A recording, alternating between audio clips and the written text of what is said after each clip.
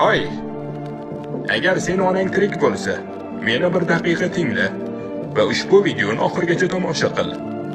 Bilmadim, sen meni tushunib yetasanmi, yo'qmi? Lekin seni onang bu dunyodagi yagona sen uchun bor yo'g'ini qurbon qiladigan inson hisoblanadi. U seni yaxshi yashashing uchun hamma narsaga tayyor. To'g'ri, gohida u seni urishadi, tergaydi. U senga nima qilish to'g'riligini aytadi. Sen uchun nima yaxshi, nima yomonligini sendan yaxshi biladi. Bu senga yoqmasa ham, lekin unutma.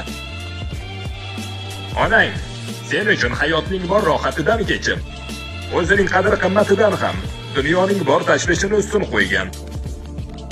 Shuning uchun iltimos, unga qo'ng'iroq qil. Hech bo'lmasa unga xabar jo'nat. Go'shakni olib, uni yaxshi ko'rishingni, ardoqlashingni va u seni dunyoga keltirganiga minnatdor ekanligingni ayt.